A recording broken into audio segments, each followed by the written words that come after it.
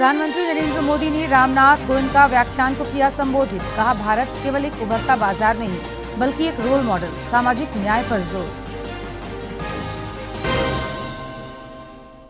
Jharkhand high court में राज्य सरकार की पुनर्विचार याचिका पर सुनवाई। प्रशिक्षित विशेष सहायक शिक्षकों की नियुक्ति का रास्ता साफ, मिली अनुमति। विधानसभाओं को पेपरलेस और डिजिटल बनाने की बड़ी पहल। झारखंड विधानसभा के अधिकारियों को मिला प्रशिक्षण। नेशनल ई विधान एप्लीकेशन से संचालित होगी कार्रवाई। और हजारीबाग में हथियारबंद अपराधियों ने जेवर कारोबारी से 3.5 किलो सोना और 95 किलो चांदी लूटी। लुटेरों की गिरफ्तारी के लिए एसआईटी का गठन।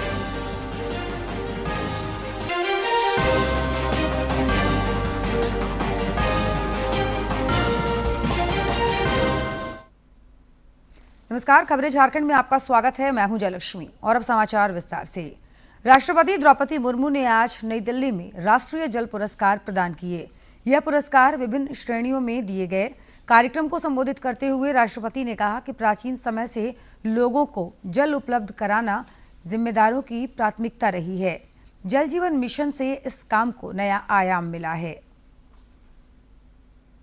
जानकर प्रसन्नता हुई है कि पिछले वर्ष शुरू किए गए जल संचय जन भागीदारी कार्यक्रम के तहत 34 लाख से अधिक, आज तो 35 लाख बताया गया है, अधिक ग्राउंड वाटर रिचार्ज स्ट्रक्चर्स का निर्माण किया जा चुका है। वाटर ट्रीटमेंट तथा सर्कुलेशन के साथ साथ कई इंडस्ट्रियल यूनिट्स ने जीरो फ्लूइड डिस्चार्ज का लक्ष्य हासिल किया है। मैं उनको धन्यवाद देना चाहती हूँ। ऐसे प्रयास जल संसाधन और जल संरक्षण के लिए उपयोगी है।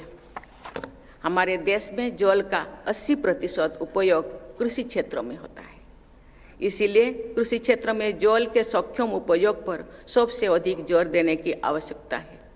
निरंतर इनोवेशन करते रहने की आवश्यकता है। प्रधानमंत्री नरेंद्र मोदी ने नई दिल्ली में रामनाथ गोयनका व्याख्यान को संबोधित किया। इस दौरान उन्होंने देश में जारी विकास गतिविधियों की चर्चा की और कहा कि दुनिया के लिए भारत रोल मॉडल है। श्री मोदी ने सामाजिक न्याय के प्रति भी सरकार की प्रतिबद्धता दोहराई। प्रधानमंत्री नरेंद्र मोदी ने दिल्ली में 6वें रामनाथ गोयनका व्याख्यान में शिरकत की। प्रधानमंत्री ने रामनाथ गोयनका को भारत के विकास और राष्ट्र प्रथम के प्रति समर्पित व्यक्तित्व बताया। उन्होंने कहा कि रामनाथ गोयनका ने लोकतांत्रिक मूल्यों की स्थापना के लिए पत्रकारिता को नई ऊंचाई दी। प्रधानमंत्री ने 21वीं सदी के भारत और वैश्विक चुनौतियों के बारे में कहा कि आकांक्षी भारत की विकास गति सही दिशा में है। इसी वजह से कोविड की चुनौती, बाधित सप्लाई चेन और वैश्विक संकटों के बीच भी भारत की ग्रोथ 7% की है और भारत दुनिया के लिए ग्रोथ मॉडल है। साल 2022 में यूरोपियन क्राइसिस के कारण पूरे दुनिया की सप्लाई चेन और एनर्जी मार्केट प्रभावित हुआ। इसका असर पूरी दुनिया पर पड़ा। इसके बावजूद भी 2022-23 में हमारी इकोनॉमी की ग्रोथ तेजी से होती रही। साल 2023 में वेस्ट एशिया में स्थितियां बिगड़ी, तब भी हमारी ग्रोथ रेट तेज रही। और इस साल भी जब दुनिया में अस्थिरता है, तब भी हमारी ग्रोथ रेट 7% के आसपास है।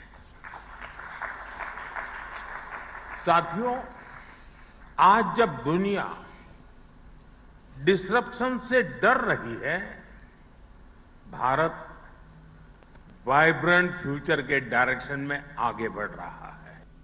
हमने नई नेशनल एजुकेशन पॉलिसी में स्थानीय भाषाओं में पढ़ाई पर विशेष बल दिया है। और मैं बहुत स्पष्टता से कहूंगा, हमारा विरोध अंग्रेजी भाषा से नहीं है। हम भारतीय भाषाओं के समर्थन में हैं। साथियों, मैकाले द्वारा किए गए उस अपराध को 1835 में जो अपराध किया गया, 2035 10 साल के बाद 200 साल हो जाएंगे। और इसलिए आज आपके माध्यम से पूरे देश से एक आह्वान करना चाहता हूं। अगले 10 साल में हमें संकल्प लेकर चलना है कि मैकाले ने भारत को जिस गुलामी की मानसिकता से भर दिया है, उस सोच से मुक्ति पाकर के रहेंगे। 10 साल हमारे पास बड़े महत्वपूर्ण है। झारखंड हाईकोर्ट ने प्रशिक्षित विशेष सहायक शिक्षकों की नियुक्ति मामले में अहम फैसला सुनाया है। कोर्ट ने विशेष शिक्षकों के 3,451 पदों पर नियुक्ति की अनुमति दी है, जबकि अन्य शिक्षकों की नियुक्ति पर रोक बरकरार रखी है। अदालत ने राज्य सरकार की पुनर्विचार याचिका पर सुनवाई के बाद कर्मचारी चयन आयोग को मार्च 2026 तक नियुक्ति प्रक्रिया पूरा करने का निर्देश दिया है।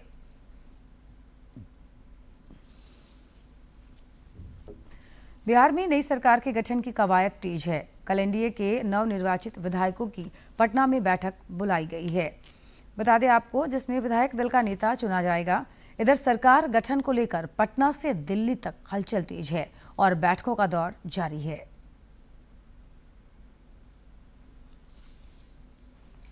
बिहार में नई सरकार के गठन को लेकर हलचल तेज हो गई है। पटना में आज बीजेपी अपना नेता चुनेगी। इसके लिए सभी नवनिर्वाचित 89 बीजेपी विधायकों की बैठक बुलाई गई है। इस बैठक में केंद्र की ओर से पार्टी के पर्यवेक्षक भी मौजूद होंगे। पार्टी ऑफिस के अटल सभागार में होने वाली बैठक में बीजेपी के सभी 21 एमएलसी भी शामिल होंगे। पर्यवेक्षक की मौजूदगी में विधायक दल का नेता चुना जाएगा। इस समय एनडीए के सभी घटक दलों में अपना अपना नेता चुनने की कवायद चल रही है। हालांकि जीतन राम मांझी की पार्टी हम और आरएलएम समेत चिराग पासवान की पार्टी ने विधायक दल का नेता चुन लिया है। सिर्फ जेडीयू और बीजेपी में ही नेता का चुनाव बाकी है।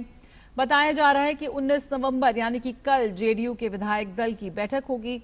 इसके साथ ही इसी दिन एनडीए विधायक दल की बैठक का भी आयोजन किया जाएगा।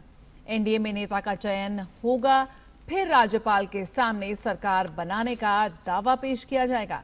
सीएम नीतीश कुमार 20 नवंबर को 10वीं बार सीएम पद की शपथ ले सकते हैं। इस बार चुनाव में एनडीए ने धुआंधार प्रदर्शन करते हुए 202 सीट पर प्रचंड जीत हासिल की है।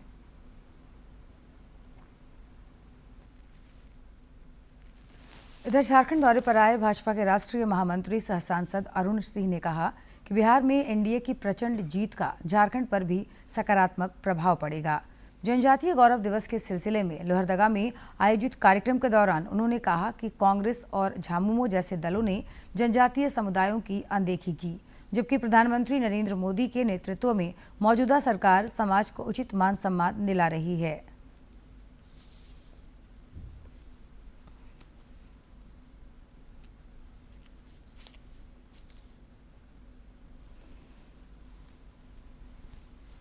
उनका परिवार टूट चुका है, पहले चुनाव से पहले भी टूटा था। हम सबकी तो यही कामना रहती है कि भाई सब परिवार एक साथ रहे, लेकिन आपस में झगड़ा है। और आपको ध्यान होगा कि परिवार के अलावा भी जो ये राजनीतिक पार्टी जो है, अपने दल हैं, जब बिहार का चुनाव हुआ तो महागठबंधन ने जेएमएम को भी किनारे कर दिया, एक भी सीट नहीं दिया। इतनी बड़ी बेइज्जती। तो अब यहाँ भी कुछ न कुछ आगे होगा, ये सब मान के चलते हैं, क्योंकि मन में खटास तो जेएमएम और कांग्रेस में लंबी पड़ चुकी है। और नतीजा यहाँ पे भी कुछ न कुछ उसको देखने को मिलेगा और बड़ा कुछ देखने को मिलेगा। पश्चिम बंगाल समेत 12 राज्यों और केंद्र शासित प्रदेशों में मतदाता सूची के गहन पुनरीक्षण का काम चल रहा है। चुनाव आयोग की एक टीम आज पश्चिम बंगाल का दौरा कर SIR की प्रगति का जायजा लेगी। चुनाव आयोग का दल आज पश्चिम बंगाल के दौरे पर रहेगा और राज्य में मतदाता सूची के विशेष गहन पुनरीक्षण की समीक्षा करेगा। वरिष्ठ उप चुनाव आयुक्त ज्ञानेश भारती के नेतृत्व में निर्वाचन आयोग का दल इलेक्ट्रॉनिक वोटिंग मशीन की प्रथम स्तरीय जांच की कार्यशाला में भी शामिल होगा। एसआईआर शुरू होने के बाद आयोग की टीम का ये दूसरा दौरा है। प्रधान सचिव एसबी जोशी, मलय मलिक और उप सचिव अभिनव अग्रवाल भी टीम में शामिल हैं। इस दौरान टीम कोलकाता, उत्तर 24 परगना, दक्षिण 24 परगना, नदिया, मुर्शिदाबाद और मालदा जिलों में एसआईआर की प्रगति की समीक्षा करेगी। ईसीआई की टीम कोलकाता के Bengal chamber of commerce and industry में कोलकाता दक्षिण और कोलकाता उत्तर के जिला निर्वाचन अधिकारियों और डीईओ के साथ बैठक करेगी। बाद में वे कलेक्ट्रेट मीटिंग हॉल में दक्षिण 24 परगना जिले के जिला निर्वाचन अधिकारी के साथ एक और बैठक करेंगे। इसके बाद कोलकाता के न्यू टाउन में ईवीएम की प्रथम स्तरीय जांच कार्यशाला में शामिल होंगे। ईसीआई के मुताबिक पश्चिम बंगाल में शनिवार शाम 6 बजे तक 7.5 करोड़ से अधिक गणना प्रपत्रों के वितरण का काम पूरा हो चुका है, जो 98% से ज्यादा है। देश में राज्य विधानसभाओं और विधायी निकायों को कागज रहित और डिजिटल बनाने की दिशा में बड़ी पहल हुई है। इस सिलसिले में संसदीय कार्य मंत्रालय द्वारा संसद भवन में 3 दिवसीय नेशनल ई विधान एप्लीकेशन प्रशिक्षण आयोजित हुआ, जिसमें झारखंड विधानसभा के 5 अधिकारियों ने हिस्सा लिया। इस नेवा एप्लीकेशन को कुछ राज्यों में लागू किया गया है ताकि कामकाज में तेजी आए और सहूलियत हो। प्रशिक्षण प्राप्त कर लौटे उप सचिव एस शिराज वजी बंटी ने बताया कि नेवा एप्लीकेशन के इंस्टॉलेशन की प्रक्रिया विधानसभा में शुरू हो गई है और इसके लिए केंद्र सरकार से अग्रिम राशि भी प्राप्त हो गई है। उम्मीद जताई जा रही है कि बजट सत्र से इसे झारखंड विधानसभा में लागू किया जा सकता है। दिल्ली धमाकों की जांच में कई खुलासे हो रहे हैं। इस मामले में कई सफेदपोश आतंकी एनआईए की रडार पर हैं।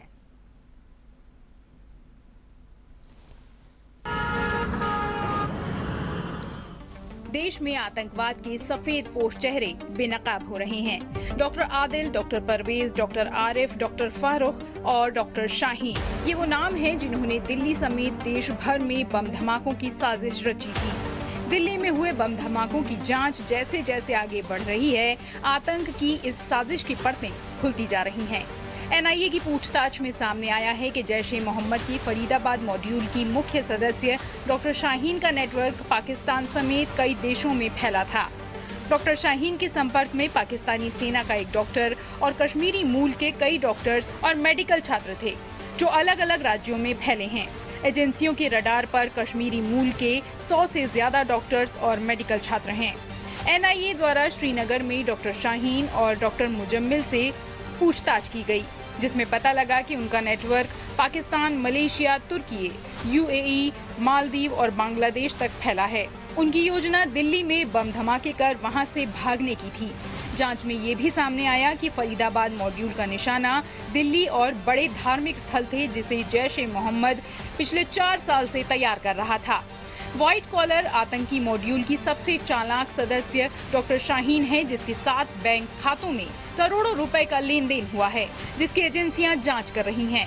जैश की महिला विंग जमात मोमिनात की भारतीय प्रमुख डॉक्टर शाहीन लखनऊ में पिता और भाइयों का घर होने के बावजूद होटलों में रुकती थी और लगातार नए लोगों को आतंक के रास्ते पर लाने की कोशिश करती थी। लखनऊ में डॉक्टर शाहीन आधा दर्जन से अधिक लोगों के संपर्क में थी, जिनकी तलाश में एजेंसियां जुटी हैं। जानकारी के मुताबिक कानपुर मेडिकल कॉलेज में असिस्टेंट प्रोफेसर की नौकरी छोड़ने के बाद शाहीन ने 2016 से 2018 तक यूएई में काम किया, जहां उसकी मुलाकात जैश की महिला विंग से हुई। जांच में अब तक कई लोगों को गिरफ्तार किया जा चुका है और कई नए नाम भी सामने आ रहे हैं। एनआईए ने जसीर बिलाल वानी उर्फ दानिश को भी गिरफ्तार किया, जो अनंतनाग के काजीगुंड का निवासी है और लाल किले के पास बम धमाके की साजिश में शामिल बताया जा रहा है। जांच एजेंसियों की माने तो कई सफेदपोश ऐसे हैं जिनके चेहरे से नकाब उतरना अभी बाकी है। नीरज सिंह के इनपुट के साथ bureau report, DD news. Sardar Vallabh भाई पटेल की 150वीं जयंती के सिलसिले में रामगढ़ कॉलेज में यूनिटी मार्च का आयोजन हुआ। इस कार्यक्रम में हजारीबाग के सांसद मनीष जायसवाल और बड़कागांव के विधायक रोशनलाल चौधरी के अलावा कई लोगों ने शिरकत की। रामगढ़ कॉलेज की ओर से सरदार वल्लभ भाई पटेल की 150वीं जयंती के उपलक्ष्य में यूनिटी मार्च का आयोजन किया गया। इस दौरान कॉलेज के छात्र छात्राओं ने महाविद्यालय से पटेल चौक तक करीब 4 किलोमीटर लंबी पदयात्रा निकाली। पदयात्रा को संबोधित करते हुए सांसद मनीष जायसवाल ने कहा कि अगर सरदार पटेल नहीं होते तो आज भारत का यह नक्शा नहीं होता। कृतज्ञ राष्ट्र जो है सरदार वल्लभ भाई पटेल जी की 150वीं जयंती के अवसर पर एक यूनिटी मार्च का आयोजन जो है वो कर रहा है जी। और इसमें आप देख रहे होंगे कि अभी बहुत सारे बच्चे यहाँ जुटे हुए, थोड़ी देर में ये लोग मार्च पर निकलेंगे। सरदार साहब का कंट्रीब्यूशन यूनाइटेड भारत के लिए सबसे बड़ा है। आज भारत का नक्शा जो हम लोग देखते हैं, अगर सरदार पटेल नहीं होते तो शायद ये नक्शा भी भारत का नहीं होता। तो ऐसे महान शख्सियत को हम लोग याद कर रहे हैं। मौके पर बड़कागांव विधायक रोशनलाल चौधरी ने कहा कि लौह पुरुष सरदार वल्लभ भाई पटेल का राष्ट्र सेवा का योगदान गौरवान्वित करने वाला है। अखंड भारत की जो परिकल्पना सरदार वल्लभ भाई पटेल की थी, उसको याद करते हुए उन्होंने जो देश के लिए अपना योगदान दिया है, आज पूरा देश उनके नाम को लेकर अपने आप को गौरवान्वित महसूस करता है। इस अवसर पर रामगढ़ कॉलेज के प्राचार्य ने कहा कि छोटे छोटे रियासतों को मिलाकर एक देश का निर्माण सरदार पटेल की ही देन है। On dedicated to Sardar Vallabh भाई Patel, the Iron Man of India, और जिसके वजह से आज हमारे जो प्रियम्बल है कॉन्स्टिट्यूशन का, जब वर्ड रिपब्लिक जो आया है, सिर्फ उन्हीं की वजह से, जिन्होंने उतने सारे प्रिंसली स्टेट्स को एक किया। उनके पेशेंस, उनकी love for the country, patriotism, जो कि एक दिन का नहीं होता है, ये एक रिन्यूएबल फीलिंग है और इसी के वजह से ये मार्च जरूरी है। इससे यूथ में यूनिटी का भावना आगे जाएगा और सब हम लोग मिलकर के जो मिशन लेकर के सरदार वल्लभ भाई पटेल चाहते थे कि भारत आगे का कैसा हो, वैसा भारत बनाना चाहते हैं। यूनिटी मार्च में शामिल हुए विद्यार्थी और बुद्धिजीवी वर्ग खासे उत्साहित दिखे। सभी ने लौह पुरुष सरदार वल्लभ भाई पटेल को राष्ट्रीय एकता का सूत्रधार बताया। डीडी न्यूज के लिए रामगढ़ से केके तिवारी की रिपोर्ट। मेरा युवा भारत कार्यक्रम को लेकर दिल्ली में पश्चिमी सिंहभूम समेत देश के विभिन्न नक्सल प्रभावित जिलों के 200 युवा दिल्ली विधानसभा पहुंचे। इन प्रतिभागियों का सम्मान भी हुआ। दिल्ली विधानसभा में आज आदिवासी परंपराओं की झलक दिखाई दी। बिरसा मुंडा की 150वीं जयंती के मौके पर मेरा युवा भारत कार्यक्रम के तहत नक्सल प्रभावित 8 जिलों बस्तर, कांकेर, नारायणपुर, पश्चिम सिंहभूम, बालाघाट, कंधमाल, कालाहांडी और गढ़चिरौली से 200 युवा दिल्ली पहुंचे। इनके साथ सीआरपीएफ, बीएसएफ और आईटीबीपी के 20 अधिकारी भी मौजूद रहे।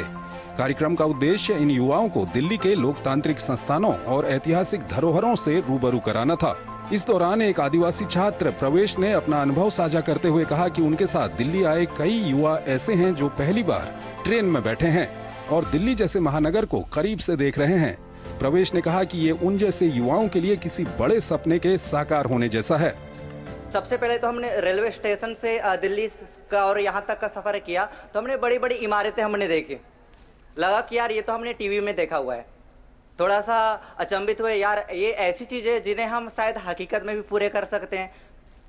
ऐसे बहुत सारी चीजों को हमने 3 दिन के अंदर ऑब्जर्व किया और ऑब्जर्व करने के बाद ये समझ में आया कि नहीं, हम बहुत पीछे हैं और आगे बढ़ना बहुत जरूरी है। विधानसभा अध्यक्ष विजेंद्र गुप्ता ने पहले सभी युवाओं को सदन का भ्रमण कराया और उसके बाद इन युवाओं ने सांस्कृतिक प्रस्तुतियों के माध्यम से आदिवासी समाज की परंपराओं की एक बड़ी झलक भी पेश की। मुझे इस बात की खुशी है कि ये कार्यक्रम अपने आप में अद्भुत है, क्योंकि ये सभी युवा पहली बार अपने गांव से निकल करके और दूसरे प्रदेश में आए हैं। जब मैंने पूछा कि रेलगाड़ी में इसमें कितने युवा पहली बार बैठे हैं, तो उनमें से अधिकांश ने हाथ खड़ा किया। और ये हमारे देश के प्रधानमंत्री जी की सोच है कि आदिवासी क्षेत्रों में रहने वाले बच्चों को के विकास के लिए मुख्य धारा से उनको जोड़ कर रखने के लिए ये आवश्यक है कि उनको मुख्य धारा में जोड़ने के लिए पूरे देश का भ्रमण वो करें। इसके साथ ही इसमें कुछ ऐसे युवा भी थे जिन्होंने नक्सली हिंसाओं में अपने परिजनों को भी खोया है। ऐसे में ये आयोजन इन युवाओं को देश के बढ़ते विकास की तस्वीर को नजदीक से दिखाने और उनमें आत्मविश्वास बढ़ाने की पहल के तौर पर एक बड़ा कदम साबित हुआ। हमारे खेल, युवा और शिक्षा मंत्रालय की ओर से जो माई भारत टीम ने यहाँ 200 से ज्यादा बच्चों को आमंत्रित किया है और ये बच्चों के जीवन के लिए एक महत्वपूर्ण क्षण है। आदिवासी जिलों से, नक्सल प्रभावित जिलों से आए हुए बच्चे यहाँ पर दिल्ली के गौरवपूर्ण इतिहास को, दिल्ली की गौरवपूर्ण परंपराओं को देखकर बहुत सीख कर जाएंगे, जो उनके जीवन में एक भारत श्रेष्ठ भारत की परिकल्पना को कामयाब करने, साकार करने का काम करेगा। दरअसल भारत सरकार की कोशिश है कि ऐसे आयोजनों के माध्यम से नक्सल प्रभावित इलाकों के युवाओं को मुख्यधारा से जोड़ने की प्रेरणा मिलेगी। नक्सली हमलों का दंश झेल चुके इन युवाओं के लिए न सिर्फ ये पहल आत्मविश्वास बढ़ाने का काम कर रही है, बल्कि भारत सरकार की कोशिश है कि आने वाले समय में देश के विकास में इन युवाओं का अहम योगदान भी हो। कैमरामैन अनिल ठाकुर के साथ दीपक सिंह रावत, डीडी न्यूज। संयुक्त अरब अमीरात में 19वां एयर शो आयोजित हुआ। रक्षा राज्य मंत्री संजय सेठ ने भारतीय प्रतिनिधिमंडल का नेतृत्व किया। उन्होंने इंडिया पवेलियन का उद्घाटन किया।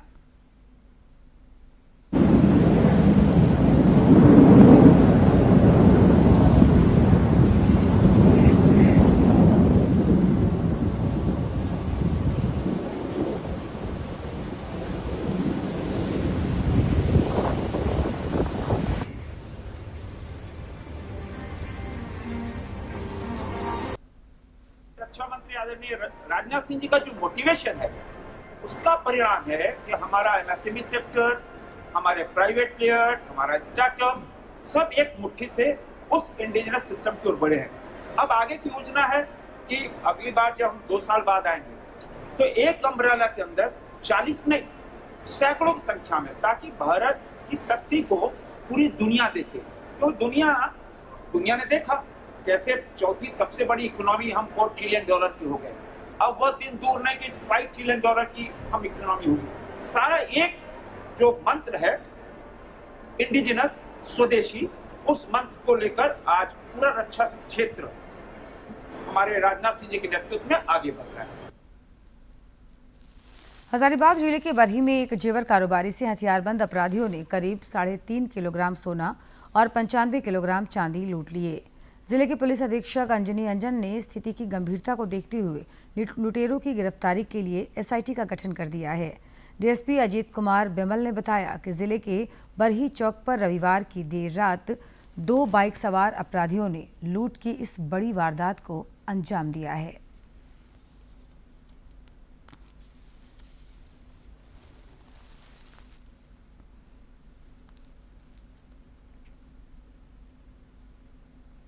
हजारीबाग पुलिस ने 4 साइबर अपराधियों को गिरफ्तार किया है। पुलिस अधीक्षक अंजनी अंजन ने बताया कि ये अपराधी विभिन्न तरीकों से लोगों को ठगा करते थे। उन्होंने बताया कि इन अपराधियों के पास से 1.5 लाख रुपए नकद समेत कई आपत्तिजनक चीजें बरामद की गई हैं।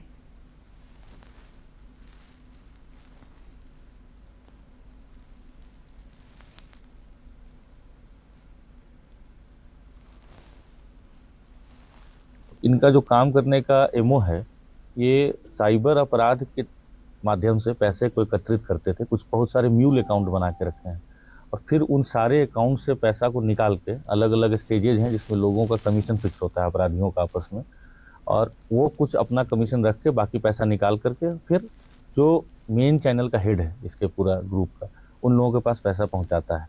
और इनके पास से हमें काफ़ी मात्रा में सिम कार्ड, अलग अलग बैंक के 19 ATM कार्ड, 10 मोबाइल फ़ोन और 2 गाड़ी भी जिसका प्रयोग करते थे 4 व्हीलर, वो सब हम लोगों ने सीज किया है।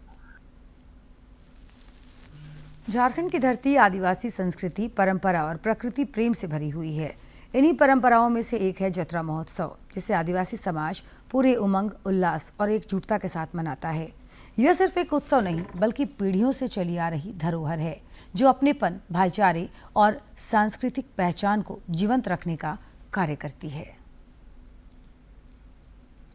रांची के सरला बिरला मैदान में जबरदस्त उत्साह के बीच जतरा महोत्सव का शुभारंभ हुआ। मैदान में इतनी भीड़ थी कि मानो पूरा इलाका संस्कृति की खुशबू में भीग गया हो। छोटे छोटे कदमों पर थिरकती बच्चियों की मोहक सांस्कृतिक नृत्य प्रस्तुति ने माहौल को मंत्रमुग्ध कर दिया। ये प्रत्येक वर्ष हम लोग स्थिति को करते हैं और अलग अलग विभिन्न गांवों से हम लोग घोड़ा दल का न्योता देते हैं, उन लोगों को आमंत्रित करते हैं और उनका प्रस्तुति जैसे कि आप लोग देख पा रहे हैं उन लोग का सामूहिक प्रस्तुति वो लोग देते हैं और मिलजुल के हम लोग सभी गांव के जैसे जितने भी लोग हैं, जैसे कटरकुंदा, समसिंग टोली, हेसल के और न्यू पुलिस लाइन के, ये सभी ग्रामवासी यहाँ पे सम्मिलित होकर हर्षोल्लास के साथ यात्रा सभी लोग खुशी खुशी मनाते हैं। धन्यवाद। सरला मैदान को रंग बिरंगी लाइटों से जगमगाया गया था। हर कोना चमक रहा था, हर चेहरा मुस्कुरा रहा था। बच्चे हों या बुजुर्ग, सभी में उत्साह और उमंग एक जैसी दिख रही थी। ढोल, मांदर और नगाड़ा की धुनें हवा में ऐसे घुल गई थी कि दिल खुद ब खुद नाचने लगी, जैसे पूरी धरती आदिवासी जीवन की ताल पर धड़क रही हो। सरना स्थल हम लोग का सरनामा है झारखंड की, और हम लोग अच्छा से पूजा करते हैं, मन से करते हैं, और हम लोग को पूरा विश्वास है, इसलिए करते रहते हैं। और हर साल यही 17 नवंबर को यहाँ मेला लगता है। जत्रा जैसे कार्यक्रम सिर्फ उत्सव नहीं होते, ये झारखंड की पहचान, झारखंड की आत्मा और आदिवासी संस्कृति की धड़कन होते हैं। इन्हीं आयोजनों से हमारी कला, परंपराएं, नृत्य, संगीत स्थानीय से वैश्विक मंच तक पहुंचते हैं।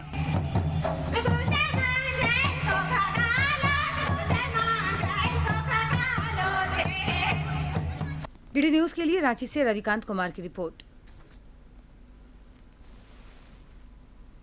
सरायकेला खरसावां जिले में आयोजित राज्य स्तरीय सब जूनियर और जूनियर योग प्रतियोगिता में रांची जिला योग संघ की टीम को ओवरऑल चैंपियन घोषित किया गया। वहीं कर्मकार इंस्टीट्यूट ऑफ योगा जमशेदपुर दूसरे स्थान पर और रॉयल योग की टीम तीसरे स्थान पर रही।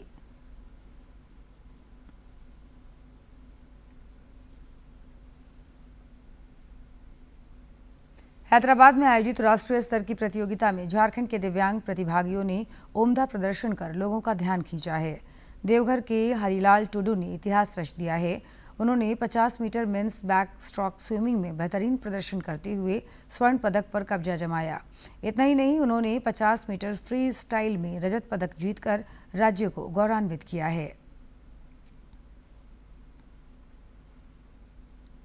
बात करेंगे मौसम की। राज्य में मौसम का उतार चढ़ाव जारी है। पिछले कई दिनों से ठंड में वृद्धि देखी जा रही है, लेकिन अब इसमें कमी के आसार हैं। मौसम विज्ञान केंद्र ने बताया कि अगले 2 दिनों के दौरान न्यूनतम तापमान में 3 से 4 डिग्री सेल्सियस तक बढ़ सकता है। 22 नवंबर तक सुबह के समय कोहरा या धुंध की स्थिति रहने की संभावना है, जबकि आसमान के साफ रहने और मौसम के शुष्क रहने का पूर्वानुमान है। 23 नवंबर को आसमान में आंशिक रूप से बादल छाए रह सकते हैं।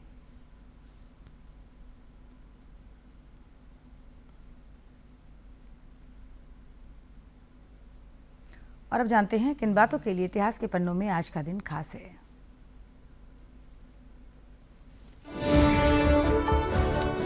नवंबर साल 1727 को पिंक सिटी के नाम से मशहूर राजस्थान के जयपुर शहर की स्थापना हुई।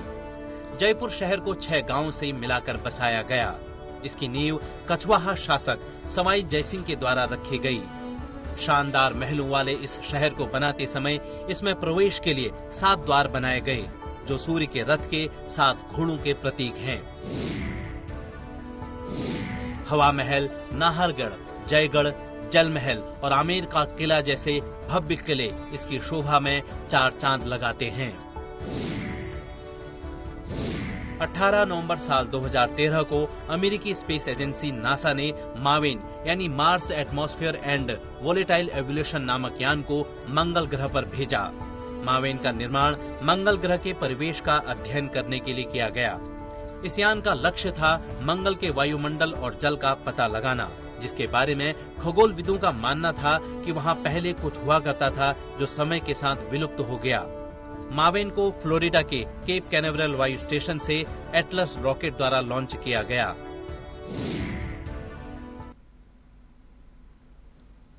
और खबरों के अंत में एक नजर मुख्य समाचार पर।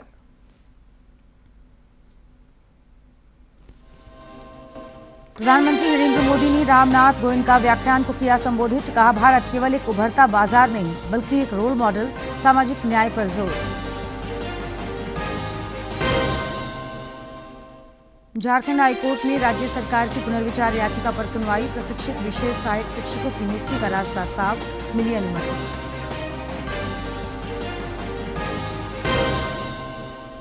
विधानसभाओं को पेपरलेस और डिजिटल बनाने की बड़ी पहल। झारखंड विधानसभा के अधिकारियों को मिला प्रशिक्षण।